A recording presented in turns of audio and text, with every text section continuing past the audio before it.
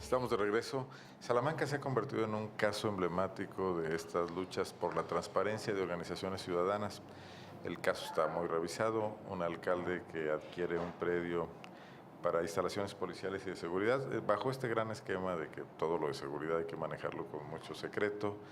El predio vale mucho más caro de lo que aparentemente y comercialmente se sabe de la zona.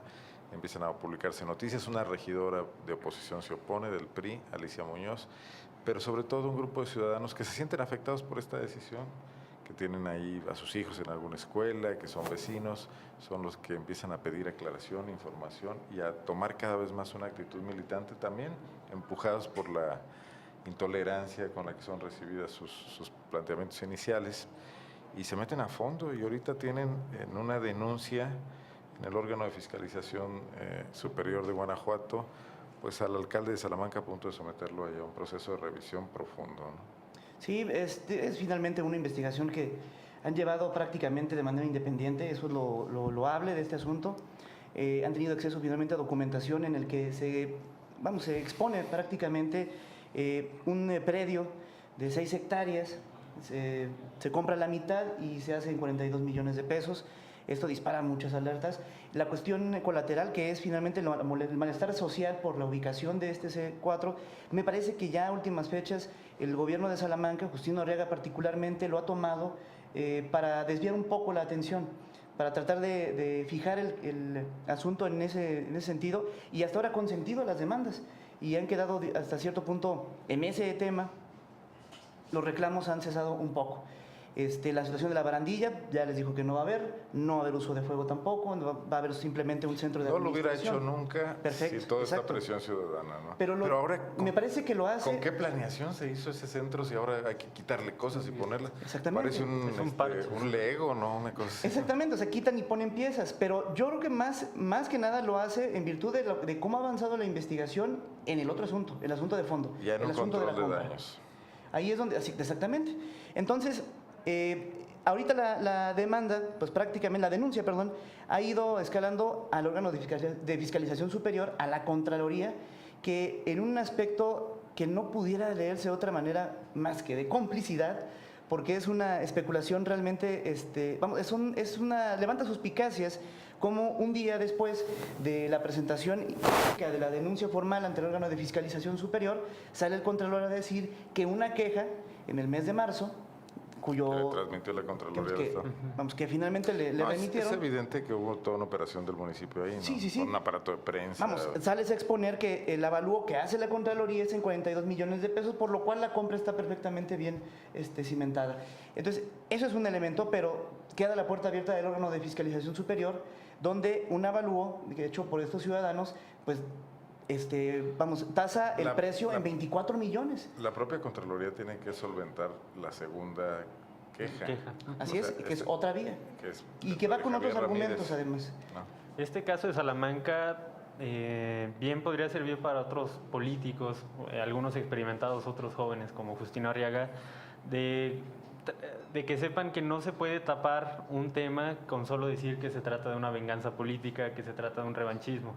Que la ciudadanía que se manifiesta o se inconforma por este tipo de decisiones, sobre todo donde hay recurso público, que al final vienen de nuestros bolsillos, ¿no?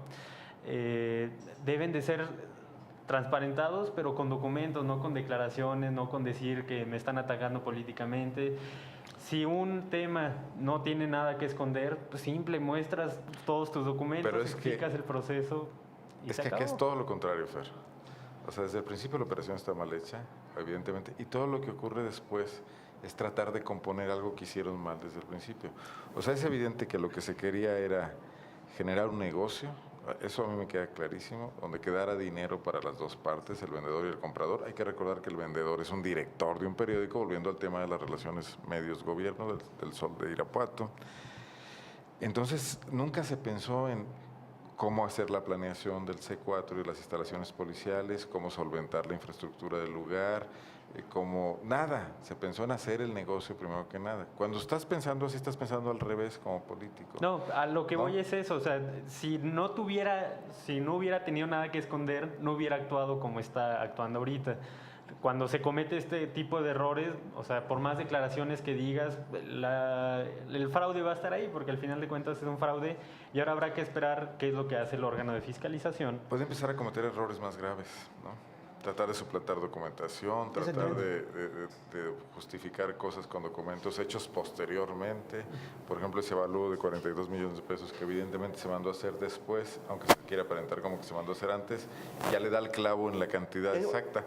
Si ese avalúo hubiese existido el 20 de diciembre de 2013, que se compró el terreno, hubiese sido el avalúo que aparecía en la escritura.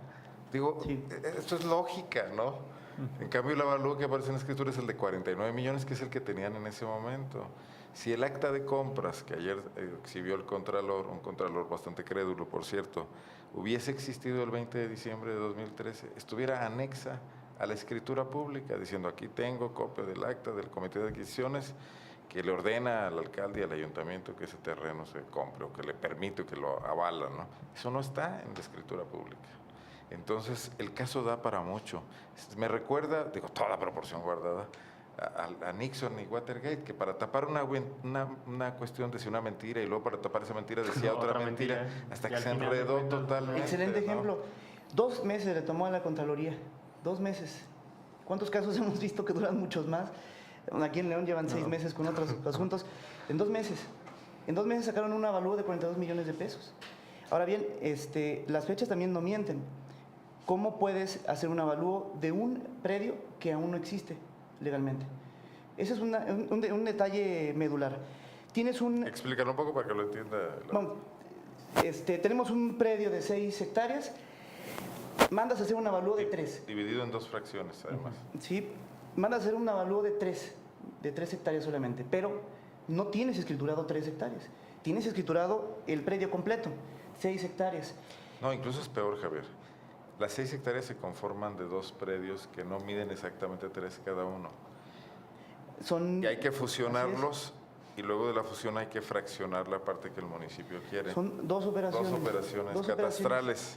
Que son necesarias para poder hacer el avalúo. Sí, si no estás haciendo un avalúo así. El Comité de Adquisiciones en esta supuesta acta, en esta presunta acta, yo creo que ya no podemos ni siquiera darle ya fe y legalidad, esta presunta acta que presenta el Contralor le da la autorización sobre el precio menor, el de 49 millones, cuando ya el avalúo se había realizado, el supuesto avalúo se había realizado, pero no la operación de fusión y fraccionamiento que se efectuó hasta el momento de la venta. Se efectuó hasta el día, si mal no recuerdo, 20 o 22 de noviembre, vamos, a días de hacer la compra. Mira, se han dado mucho tras pruebas de los moches. Muchos medios nacionales han andado tras esos elementos y han salido grabaciones donde se afirma, se habla de un moche aquí y allá, pero no se ha encontrado una prueba documental contundente. Y creo que el caso Salamanca va a ser el primero que va a poder dejar ver no la existencia del moche en sí, no cómo se repartieron el dinero, sino la construcción de lo que va a ser el moche futuro, que es el sobreprecio que le pusieron a ese precio. Alguien se llevó ese dinero. Pero esto va a ser un ejemplo nacional, y más con la actitud del alcalde, que dicen que está muy asesorado por su papá, de defender esto como dé lugar, pero echando mano ya de falacias, de mentiras, de situaciones simuladas, ¿no? Así es. Incluso de medios de comunicación también. A los que les compra publicidad, ¿no? Efectivamente. Y que no han logrado nada.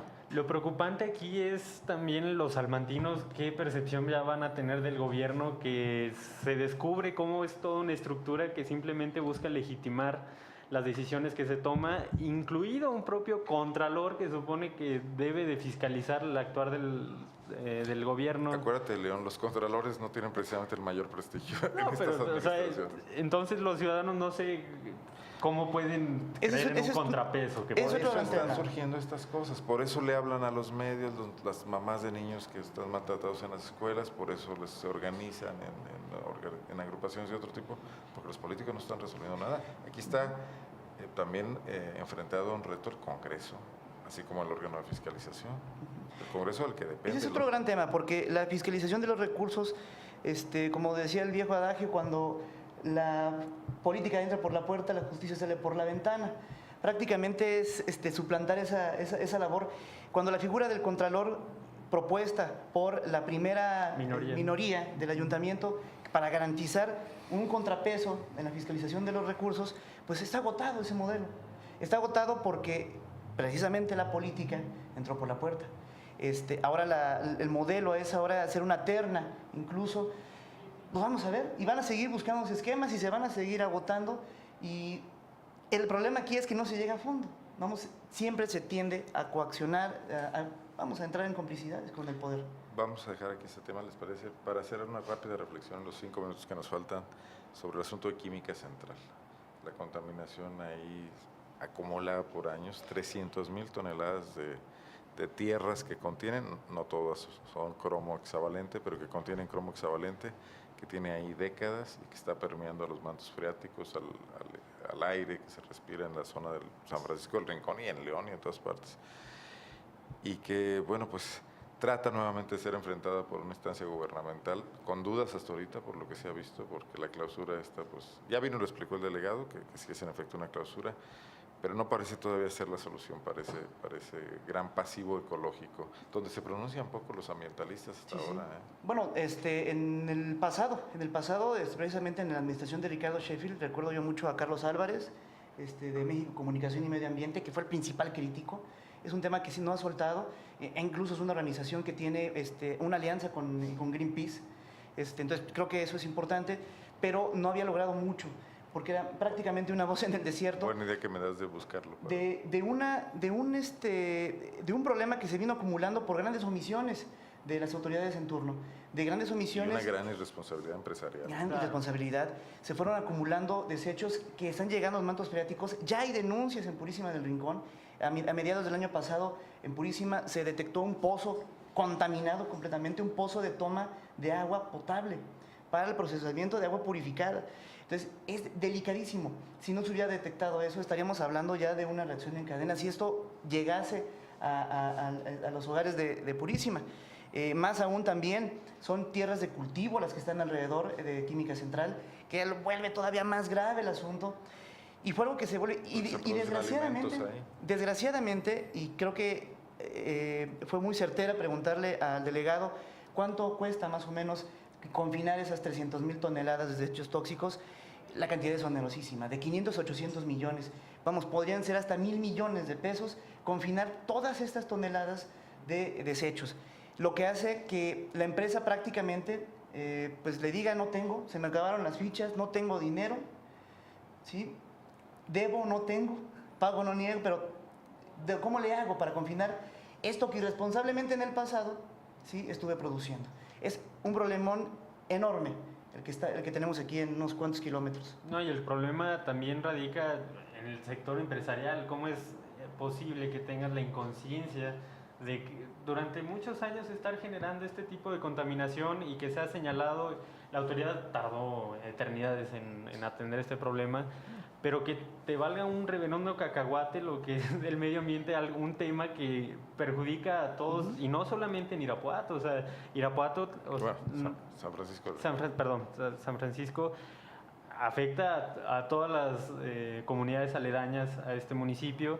Y bueno, el hecho de que siga operando te da cuenta de cómo se pueden saltar. Se supone que el proceso ya no produce esos residuos, pero esto fue en el pasado. De cualquier manera, hay que el tema y hay que estar pendientes de lo que pasa. Sí, ¿no? un agravante es la constante modificación de reglamentos y normatividad ambiental en México. Y el debate ambiental apenas surgió hace pocos años. Exactamente, o sea, estamos hablando de más de 3 décadas que se fueron acumulando estos desechos. Entonces, eso todavía parte de la omisión oficial. Bueno, ahora sí lo dejamos aquí. ¿Les parece? Perfecto. Ya nos vamos a comer. Y usted también, espero que ya esté comiendo. Muchas gracias por acompañarnos hasta aquí en la revista de la UNA. Soy Arnoldo Cuellar. Ya no lo entretengo más. Pase muy buenas tardes, pase buen fin de semana. Nos vemos el próximo lunes.